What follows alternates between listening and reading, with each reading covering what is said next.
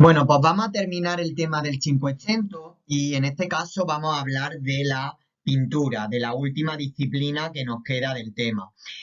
Lo primero que tenemos que tener bastante claro antes de hablar de los grandes maestros del Renacimiento es interesante, bueno, pues conocer las características generales que definen a la pintura del Cinquecento italiano, es decir, del siglo XVI, por lo menos de la primera mitad del siglo XVI. Nos encontramos con una pintura en la que se demuestra claramente que los artistas de la generación experimental, es decir, los artistas del 480, han asentado las bases de una pintura moderna y prueba de ello es que asistimos a un dominio absoluto de la perspectiva, fundamentalmente la perspectiva lineal y la perspectiva aérea o perspectiva atmosférica, que posteriormente la explicaré con más detalle. Por otro lado, importante también indicaros que la pintura va a echar mano de la arquitectura como manera de ensalzar, de realzar, bueno, la monumentalidad de las figuras pictóricas representadas. Por otro lado, es muy interesante que el tema principal de los cuadros va a copar todo el protagonismo, dejando en un segundo plano, incluso en muchos casos desapareciendo, los temas anecdóticos. Si nos centramos en el punto de vista, compositivo, nos daremos cuenta que el Cinquecento no se complica mucho la cabeza, es decir, apuesta por el empleo de composiciones clásicas, es decir, tanto las piramidales como las triangulares. Así pues, deciros que los pintores del Cinquecento, los grandes genios del arte universal, van a buscar el ideal de belleza, o lo que es lo mismo, la belleza idealizada, que junto con el protagonismo que adopta el hombre, sus sentimientos y sus reacciones, se convierten en, bueno, pues una característica muy esencial de este periodo, ¿no? Para complementar estas dos características que se convierten, bueno, pues en un símbolo de la pintura del Cinquecento italiano, nos vamos a encontrar el empleo de modelos reales, es decir, de personas que existieron, de personas que convivieron con los artistas y intentan que estos personajes reales reflejen en su obra, bueno, ya lo hemos dicho, no solo sus reacciones y sus sentimientos, sino también que reflejen las relaciones que mantienen con otros personajes y que aparecen claramente en los cuadros. Esto nos va a llevar, bueno, a encontrarnos en muchas ocasiones, pues incluso escenas comunicativas dentro de la obra. Y por otro lado, los pintores del Cinquecento van a intentar reflejar en su obra pues la realidad que están viviendo, la realidad que están contemplando, lo que viene aquí, la realidad del momento representado. Bien, una vez que ya hemos hablado de las principales características generales que definen a la pintura del 400, sería muy interesante, del 500, perdón, sería muy interesante que habláramos un poco más del concepto de la perspectiva aérea. Precisamente cuando hablamos de la perspectiva aérea, pues bueno, hacemos referencia a esa idea que tienen los pintores de captar, de reflejar, de representar la atmósfera, de representar el aire que envuelve a la figura, que envuelve a los objetos, lo que les lleva a desarrollar, bueno, perfiles difuminados, lo que se conoce como el esfumato, precisamente en ese intento por captar la atmósfera de la obra. Para conseguir esta perspectiva aérea, los pintores echan mano de varias técnicas. Voy a mencionar las que aparecen aquí, que sin lugar a dudas son las más interesantes. Por un lado, nos vamos a encontrar que aparecen diferentes tonalidades de azules en el fondo de los cuadros y se complementa con unos colores muy difuminados, muy difusos, uniéndose a la modificación de tanto del trazo como de los tonos cromáticos en función del plano en el que se esté ejecutando la obra. Para que nos hagamos una idea, no es lo mismo el trazo y el tono cromático de un plano más cercano al espectador que de un plano que se encuentra más alejado del mismo. Todo esto de lo que os estoy hablando. Y por último, nos vamos a encontrar que en la obra vemos una luz un tanto tibia, un tanto crepuscular, no es una luz luminosa, ¿de acuerdo? Es una luz que invita al recogimiento, que invita, bueno, a la meditación, a la reflexión, al sosiego, es decir, a todos estos sentimientos. Bien, de esta manera vamos a adentrarnos ya sin más miramientos en, bueno, hablar de los tres grandes genios de la pintura universal que se corresponden con el periodo del Cinquecento italiano. Y el primero de ellos es Leonardo da Vinci. Antes de hablaros de la obra que tenemos en pantalla, permitidme que os hable un poco sobre Leonardo da Vinci. Leonardo da Vinci encarna la figura del genio polifacético que domina todos los campos del saber, usando el método científico en la observación de la naturaleza, hecho que va a recoger en su célebre tratado titulado De Pintura. En cuanto a las características, deciros que Leonardo da Vinci aportó la perspectiva aérea, o sea, aquella que degrada a los objetos en tamaño y nitidez, que técnicamente hablando se conoce también con el término sfumato, en un intento del pintor por captar la atmósfera que rodea a objetos y personajes.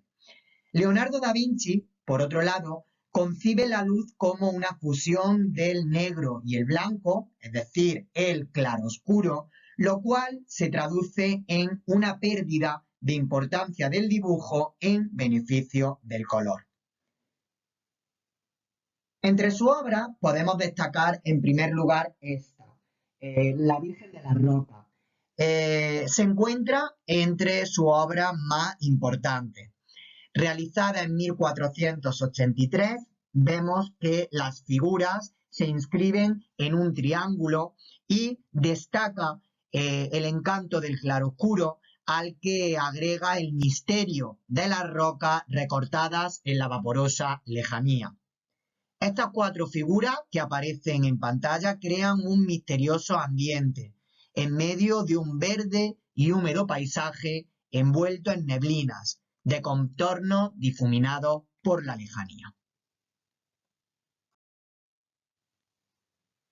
Otra obra de Leonardo da Vinci es La Última Cena, del año 1495. Se trata de un fresco que decora el convento de Santa María de las Gracias de Milán, en el que el artista se decanta por la plasmación del momento más tenso y dramático de la última cena de Jesucristo con sus apóstoles, que los presenta detrás de la mesa. Cristo revela en este momento que uno de los suyos le traicionará. Esta situación permite una variedad de mímicas. Cristo, en el centro, con los brazos extendidos, es el centro de las líneas de fuga que hay en el cuadro, formadas por el artesonado y los cuadros laterales. Forman 5 grupos, los 2 de los apóstoles en cada lateral y el de Cristo solo, dando la sensación de la próxima soledad ante el martirio, con una serenidad triste. Hay una gran naturalidad en los gestos de los apóstoles, asombrados ante la revelación de su maestro. En cuanto al colorido, hay una bella combinación de tonos cálidos y fríos.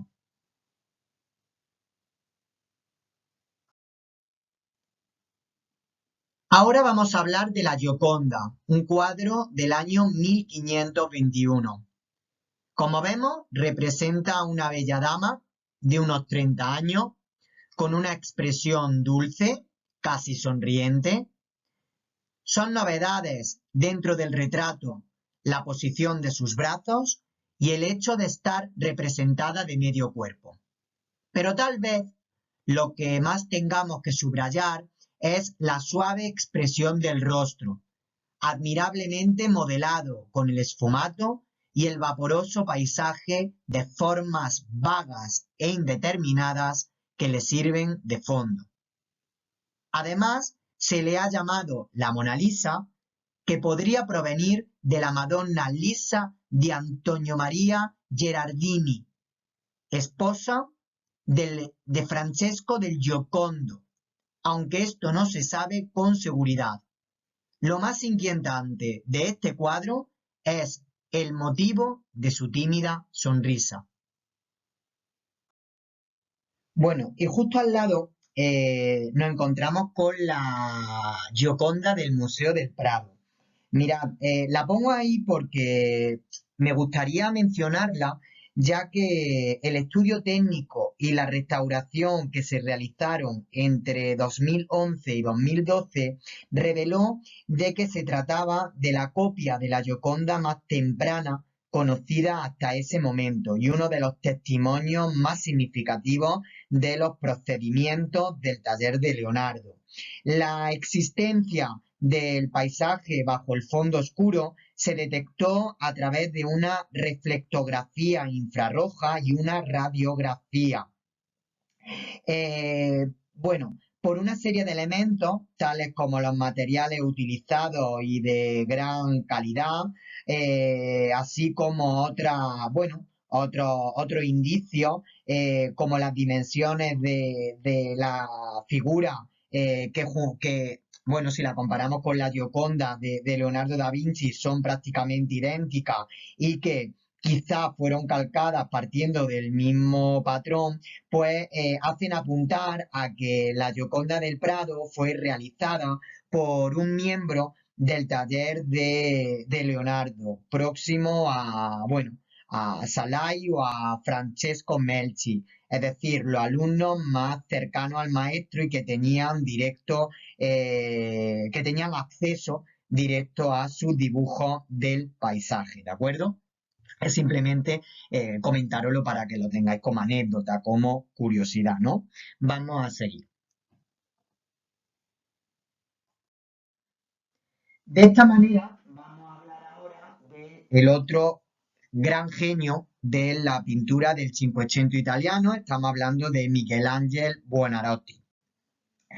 Mirad, como predecesor de los manieristas, Miguel Ángel Buonarroti va a combinar perfectamente su faceta de escultor, pintor y arquitecto. Esto donde lo vamos a ver más es en la Capilla Sixtina, que la veremos a continuación. Pero, en primer lugar, me gustaría presentaros el popular Tondo Doni, que es la primera pintura que realizó, o al menos la primera que se conserva, del año 1503.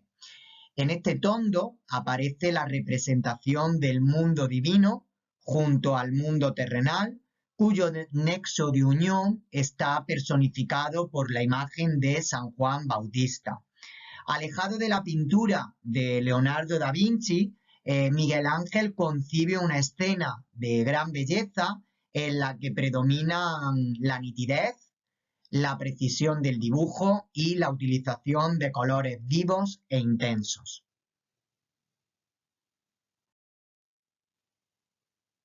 Pero sin lugar a dudas, la obra más interesante de Leonardo da Vinci es la de la Capilla Sixtina.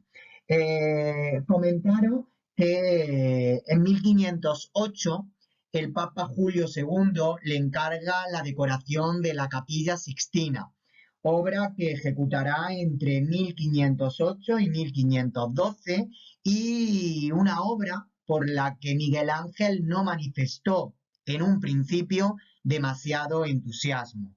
Los temas principales son las escenas del Génesis, en las que se dan citas figuras colosales de profetas de titánica anatomía que nos recuerdan mucho al Moisés, y también aparece la Sibila, las cuales la encuadra en falsa arquitectura. Con respecto a esta diapositiva, donde vemos algunos detalles de la Capilla Sixtina, en primer lugar me gustaría hablar de la imagen izquierda, de las sibilas, que son mujeres que desempeñan un papel muy parecido al de los profetas, ya que se encargan de anunciar la redención de los pueblos paganos.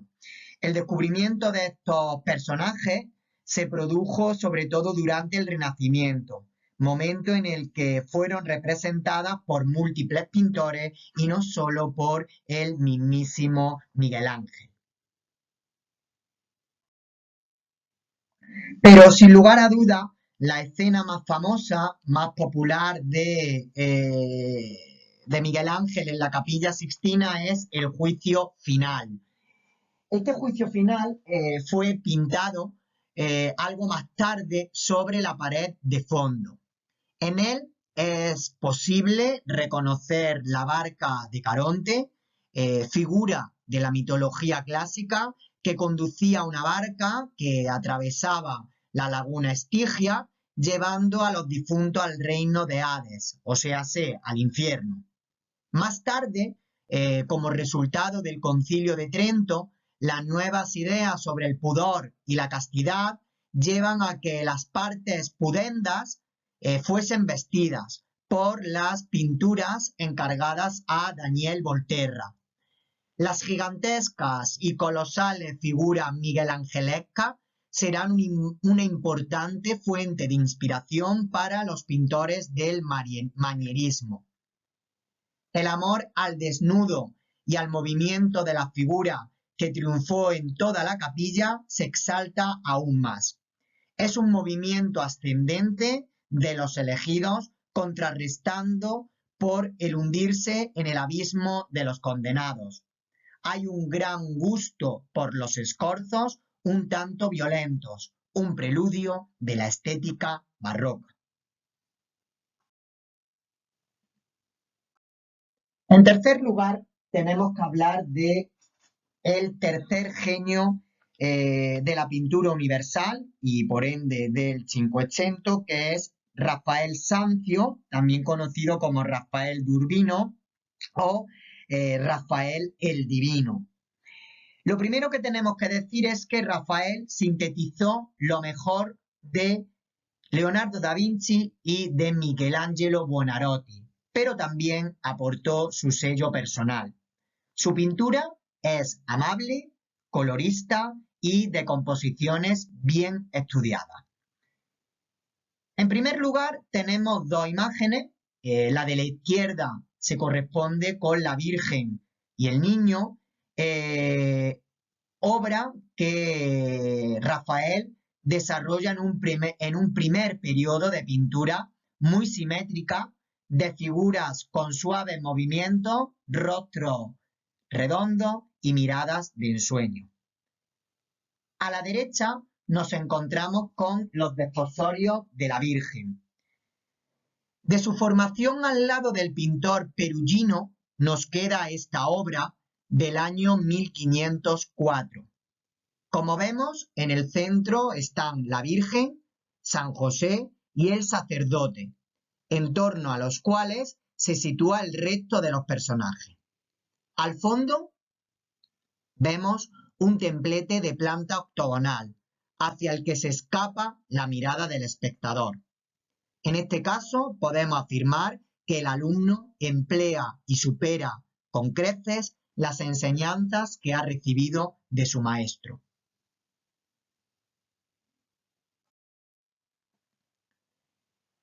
En esta imagen nos encontramos varias vírgenes, varias madonas, por las que, Rafael se va a hacer tremendamente famoso. Mirad, vamos a empezar por la imagen del medio, ¿vale? En la imagen del medio nos encontramos con la Virgen o la Madonna de Ganduca.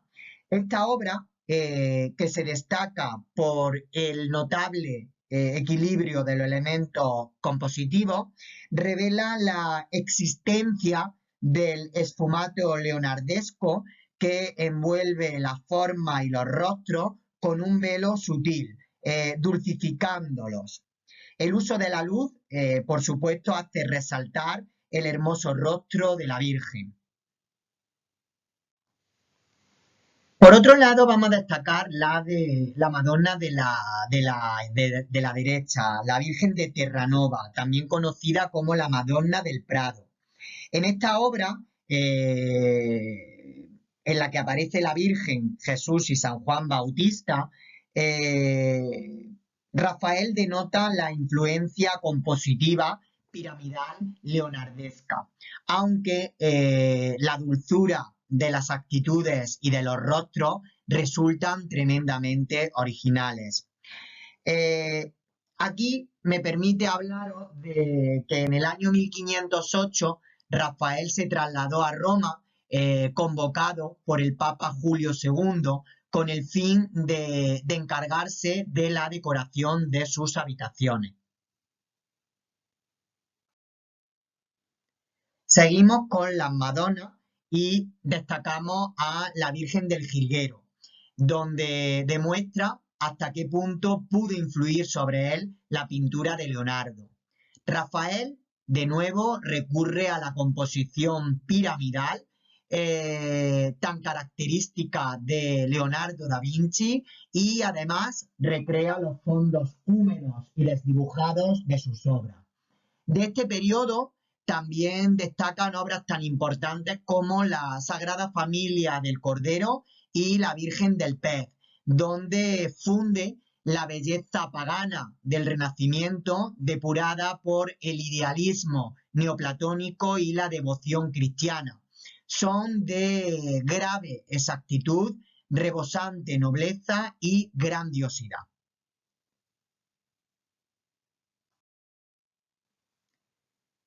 De esta manera pasamos a hablar de la disputa del sacramento. Mirad, en Roma, Rafael se ocupó de la decoración al fresco de la estancia de la Segnatura, en la que se celebraban sesiones de tribunales religiosos, con pinturas tales como la disputa del sacramento, la escuela de Atenas, alegoría de la jurisprudencia y del Parnaso, para exaltar ideales como la verdad, el bien y la belleza. Estos cuatro temas aludían a los cuatro campos principales del pensamiento y el saber: la teología, la filosofía, la justicia y la arte. Centrándonos en la disputa del sacramento, en un amplísimo escenario donde se ordenan en semicírculo a uno y a otro lado del altar una serie de pontífices, cardenales y prelados que discuten acaloradamente y con movimientos elegantes. En el plano superior, Cristo, el Padre y la corte celestial contemplan la disputa. Hay influencia de Leonardo en la mímica y posturas de los personajes, mientras que los escorzos son manifiestamente miguelangelescos.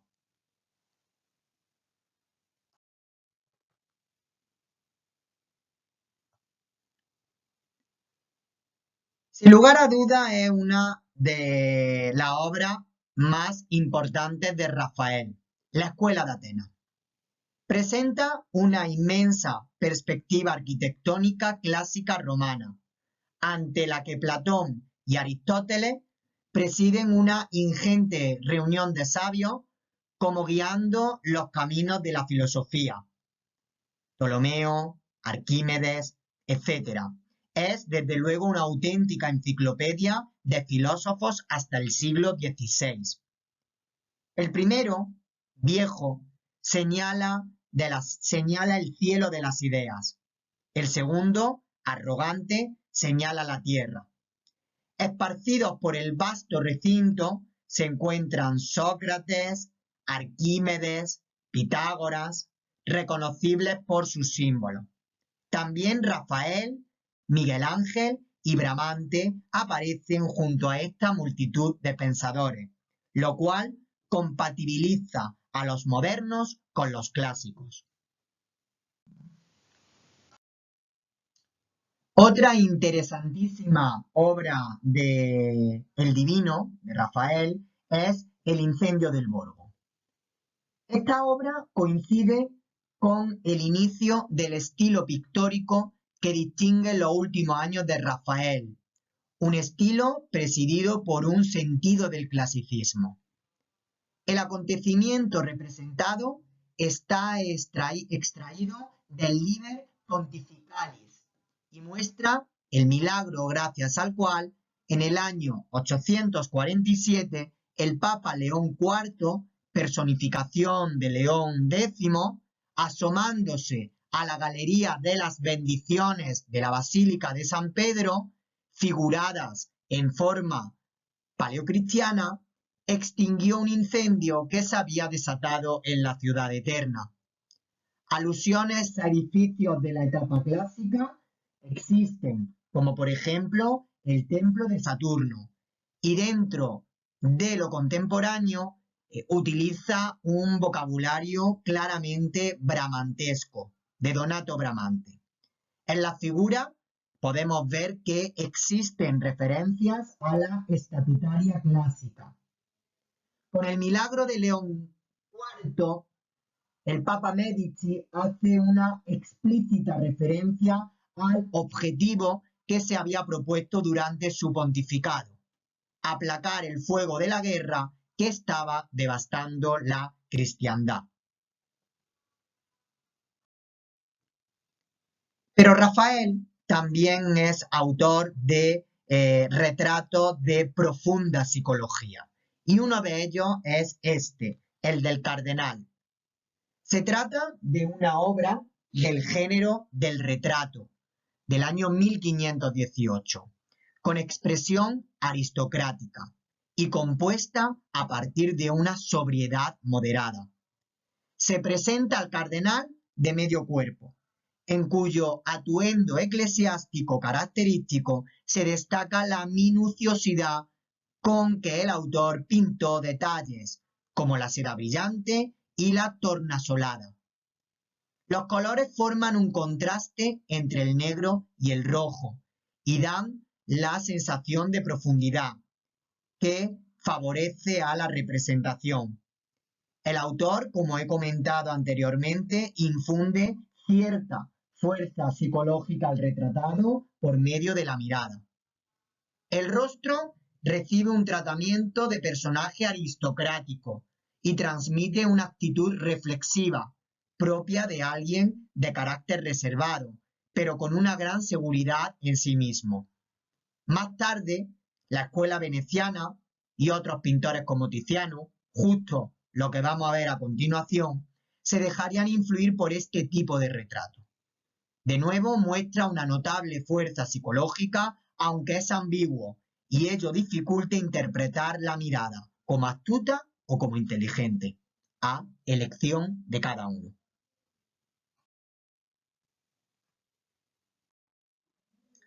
De esta manera vamos a pasar a hablar de la escuela veneciana. Se trata de una escuela que se caracteriza por los siguientes rasgos, es decir, un conjunto de pintores en torno a Venecia. Por un lado, ya os comenté que en el Cinquecento italiano el foco principal de la cultura se encontraba en Roma, pero que en menor grado también Venecia iba a compartir la capitalidad artística renacentista del siglo XVI. Concretamente, destaca su faceta pictórica.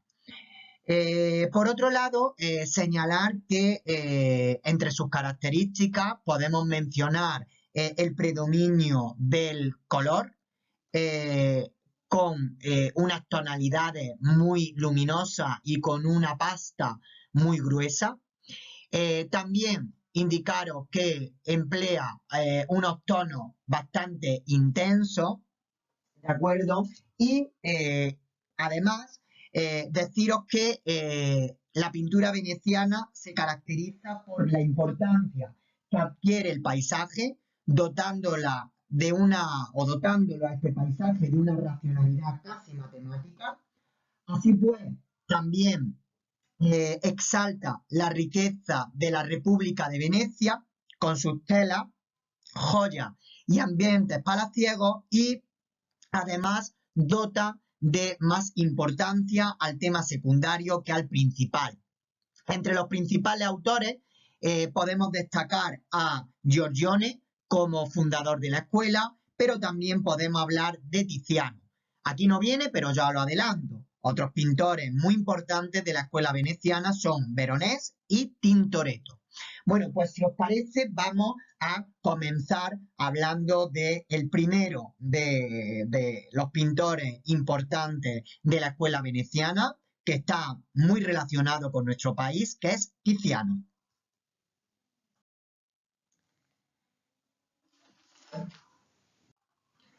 De Tiziano podemos destacar esta Venus de Urbino. La fábula pagana tendrá gran interés para nuestro pintor, y así lo deja notar en una serie de Venus desnudas de influencia de su maestro Giorgione. Son unos desnudos blandos, de carnes mórbidas, suaves, recostadas en sus lechos y dejándonos ver el paisaje vegetal o las habitaciones de fondos. La diosa del amor ya no está dormida, sino que tendida en una cama deshecha, con el cabello esparcido sobre los hombros, fija en quien la estamos contemplando una mirada seductora. A los atributos clásicos de la diosa, las rosas que tiene en la mano derecha y la maceta de mirto que aparece en el alféizar de la ventana, se añaden unos detalles realistas que crean una atmósfera de maliciosa intimidad, como el perrito enroscado sobre el lecho y las criadas que sacan ricos vestidos del arcón nupcial, transformando a la divinidad mitológica en una Venus mundana en palacio. Fue encargado a Tiziano en 1538 por Giovaldo della Rovere, duque del Camerino y futuro duque de Urbino.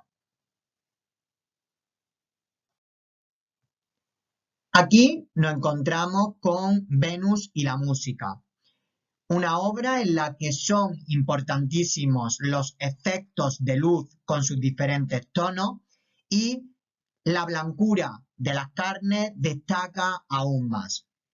Uno de los colores típicos y tópicos de Tiziano va a ser el color rojizo intenso, que es característico en sus cuadros y que aparece prácticamente en todos ellos. Desprecia un tanto el dibujo y se centra más en la consecución de unos colores con gran intensidad y fuerza, en unas composiciones llenas de detalle y en una riqueza casi oriental.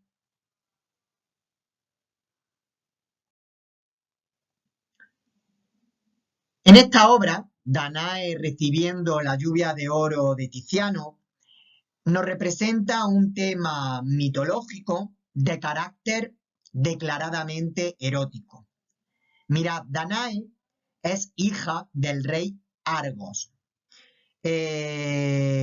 prisionera en una torre de bronce, es seducida por Júpiter, transformado en lluvia de oro.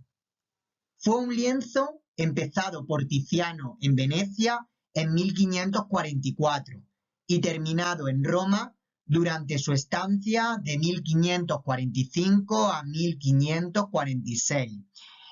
Fue realizado para el cardenal Alejandro Farnesio, sobrino del Papa Paulo III.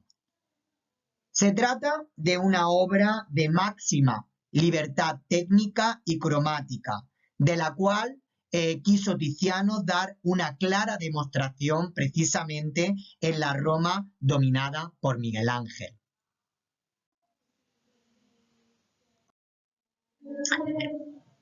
Nos encontramos ante la Bacanal. Se realizó para adornar el estudio privado de Alfonso I, duque de Ferrara, entre 1523 y 1524. En el año 1639 fue regalado al rey Felipe IV de España. Describe a Dionisio a su llegada por mar a la isla de Andros, donde lo guardan, ebrios de vino, los habitantes. El episodio dionisiaco se entiende como la ocasión de liberarse de los afanes del mundo y de la historia, la misma que buscaba Alfonso en la dimensión privada de su gabinete. Durante el festín, el agua del torrente se transforma en vino y los habitantes de Andros se entregan a los placeres de las libaciones, la danza, la música pastoril y el erotismo, encarnado por la satisfecha ninfa vacante sumida en el sueño, a la derecha del cuadro. Ahí la vemos.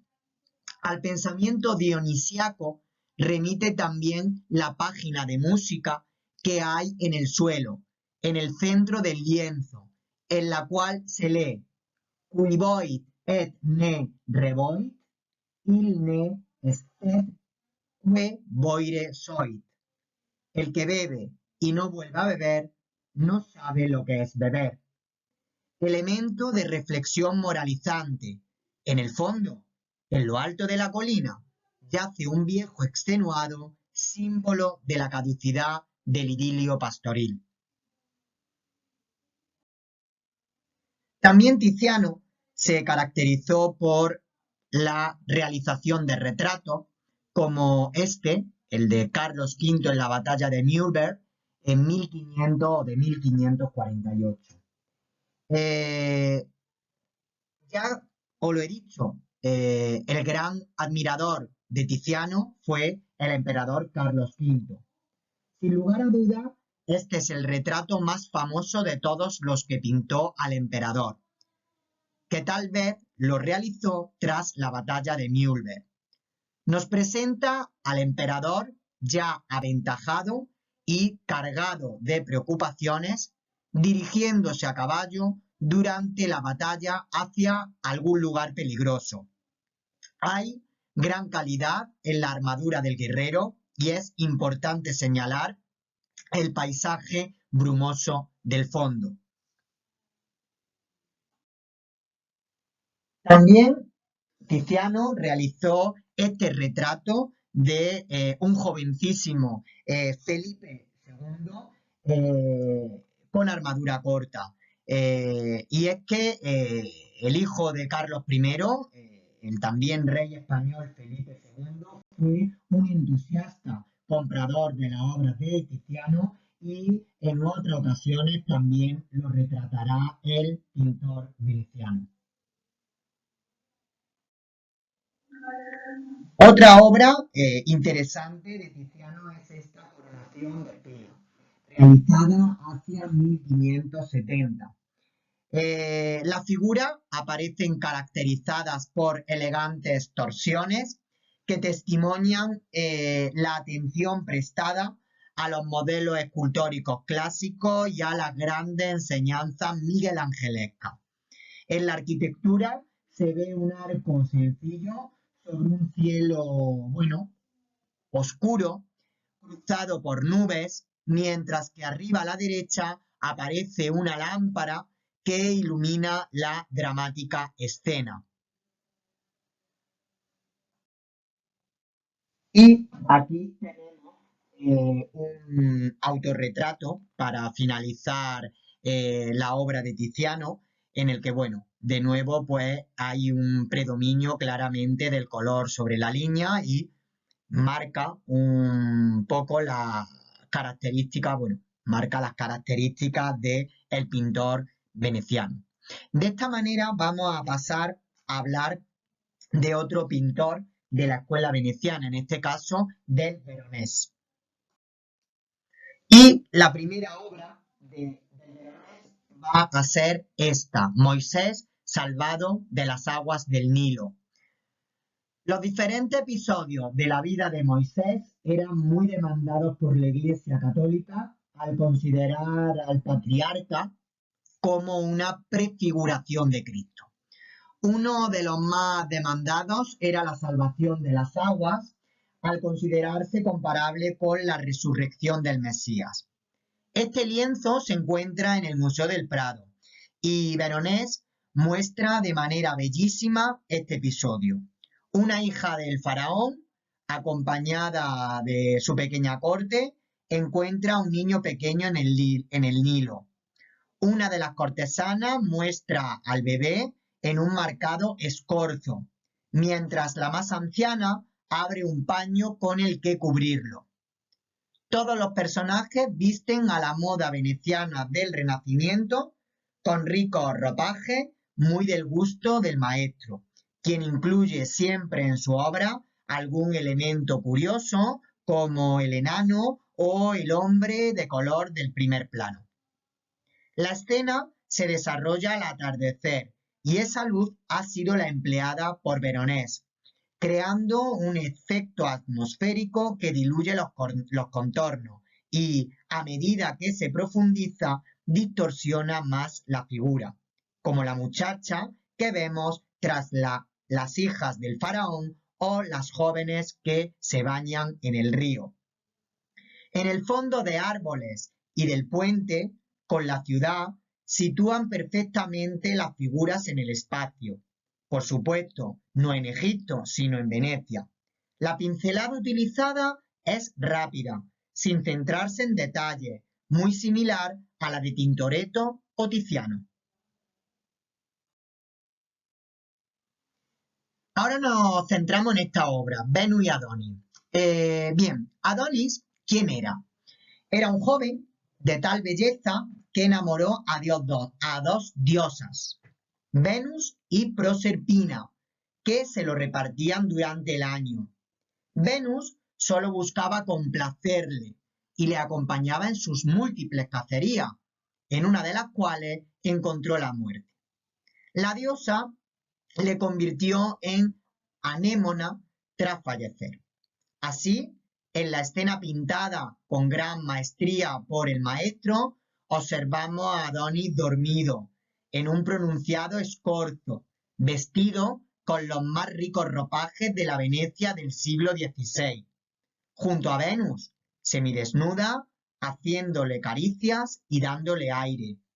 Cupido sujeta un perro que desea ir a cazar mientras el otro animal duerme. Las figuras se sitúan en un paisaje en el que la perspectiva está perfectamente estudiada. Veronés se siente atraído por representar en sus cuadros el lujo de la vida cortesana de Venecia, por lo que sus figuras, como aquí ocurre, visten a la moda veneciana y parecen sacadas de un salón. Otra de sus preocupaciones será mostrar las expresiones, el gesto de Adonis, profundamente dormido, y la bella Venus, atenta a lo que hace Cupido. La riqueza de las telas, con un vibrante colorido, y el interés por la luz, completan esta magnífica obra, comprada por Velázquez durante su segundo viaje a Italia.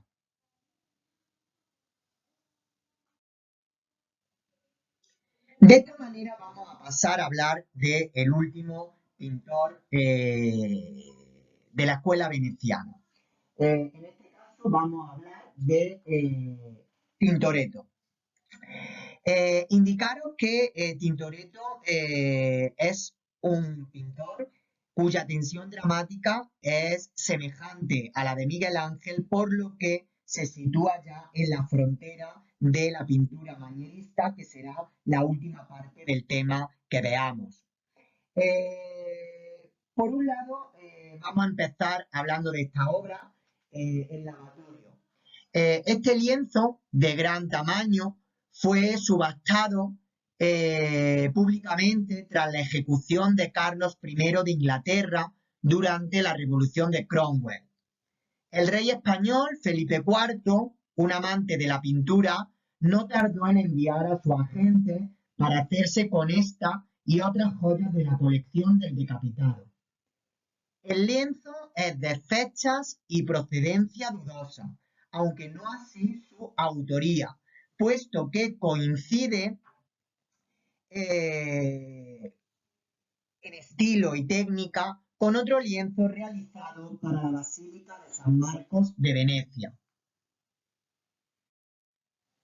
Tintoretto presenta una visión atípica de la estancia, que más parece un escenario teatral en el cual la escena principal, Cristo lavando los pies de sus apóstoles, queda desplazada hacia la derecha, dejando una magnífica perspectiva al fondo. Este truco hace que la escena anecdótica se encuentre en un marco grandioso, que es lo que le proporciona dignidad. A esto se une el dominio del color y la luz, típico de los pintores venecianos, extraordinario en el caso de Tintoretto. De esta manera pasaríamos a hablar de la obra de Tintoretto, El Milagro de San Marcos, también conocido como La Escuela de San Marcos.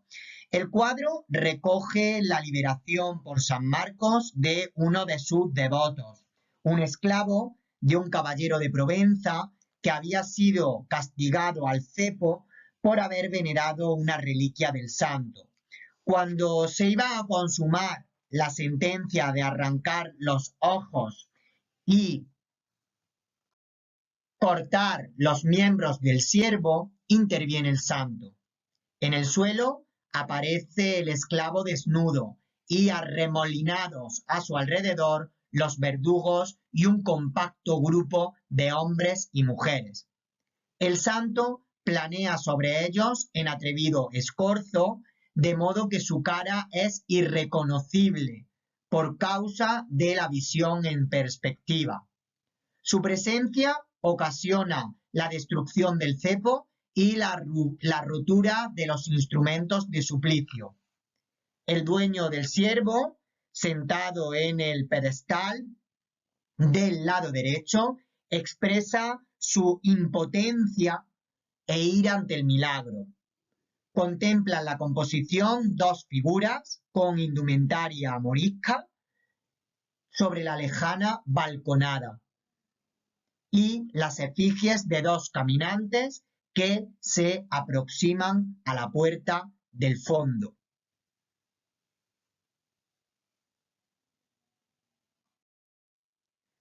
Por último, tenemos que hablar de la figura de Giorgione, es decir, el que os he dicho que es el fundador de la escuela. Y de Giorgione vamos a destacar esta obra, Concierto Campestre.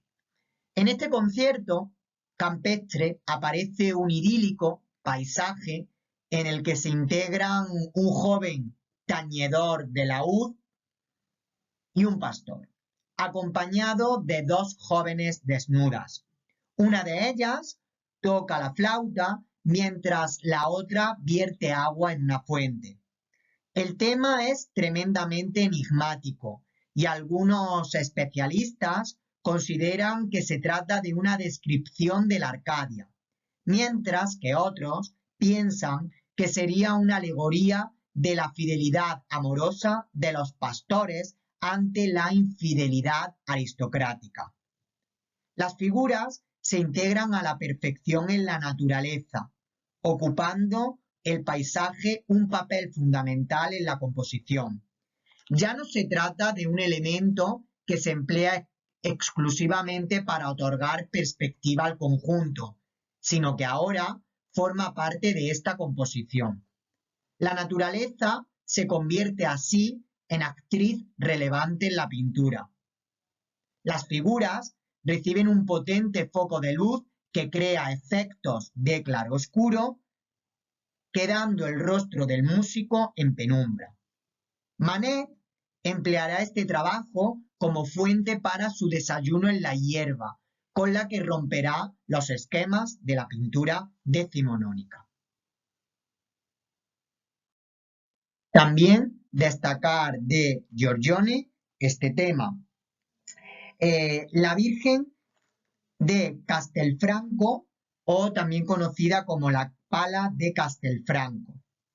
Es una obra realizada en torno a 1503-1504, de las pocas de este autor que se conservan en su emplazamiento original, la iglesia de San Liberal de su ciudad natal, Castelfranco Veneto.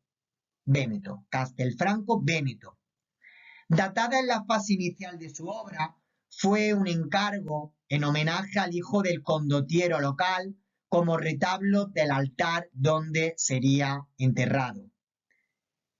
Con respecto al tema, vemos que se trata de una composición triangular en el que se ve a la Virgen entronizada con el niño, custodiada por los santos Liberal, patrón de Castelfranco Veneto, y Francisco de Asís, a quien se representa con su clásico atributo, el hábito de la orden franciscana fundada por él y descalzo.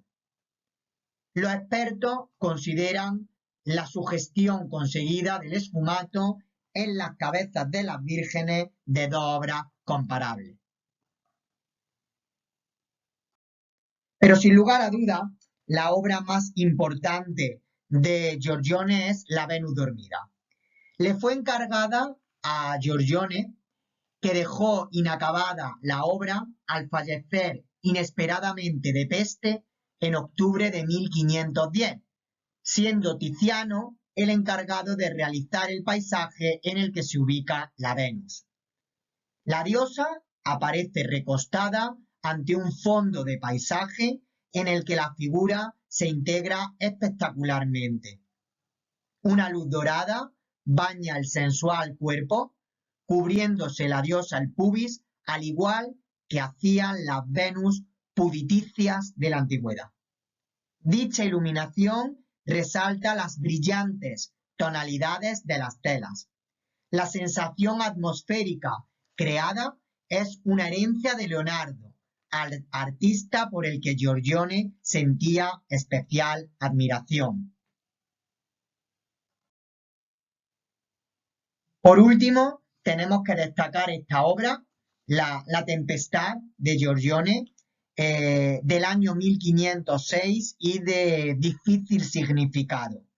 En medio de la naturaleza, una mujer desnuda amamanta a un niño bajo la atenta mirada de un caballero, al tiempo que un rayo amenaza, tormenta, surcando el cielo.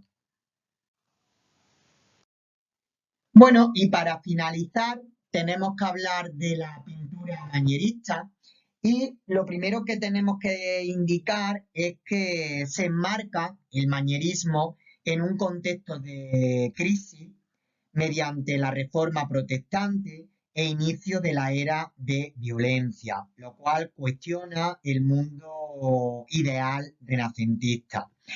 El origen del manierismo se debe a la consideración de que el artista se limita a copiar a los genios a la maniera, de donde se deriva su etimología. Hoy, felizmente, está superada esta visión simplista, ya que por el contrario, valoramos al periodo manierista como el fruto de la crisis del lenguaje clásico. ¿Por qué se caracteriza la pintura manierista? Bueno, pues lo tenemos ahí claramente: estilización de los cánones, desequilibrios compositivos, tensión y movimiento, contraste de luces, colores intensos, contradicción en cuanto a los temas, un erotismo, bueno, un tanto disimulado, hay una exquisitez y una delicadeza a la hora de los trazos pictóricos. También será muy frecuente que aparezcan espacios completamente vacíos y que las posturas adopten una actitud un tanto forzada. En definitiva, en la pintura manierista nos vamos a encontrar con una figura humana que presenta un canon alargado y estilizado, o sea, amanerado, donde los cielos se vuelven tormentosos y los colores se tonan vivos. Dentro de la pintura manierista podemos destacar esta obra El traslado del cuerpo de San Marcos, obra de Pontorno, al igual que la que vemos ahí, el traslado del cuerpo de Cristo. Otra obra interesante, otro artista, mejor dicho, interesante de la pintura manierista es Bronchino, donde nos encontramos con este extraordinario retrato de Lucrecia Panciatichi, de la Galería Uffizi del año 1540, y también nos encontramos con esta extraordinaria alegoría de la lujuria del año 1545. De esta manera acabaríamos el tema del Cinquecento italiano y aquí os presento la obra que tenéis que comentar para clase.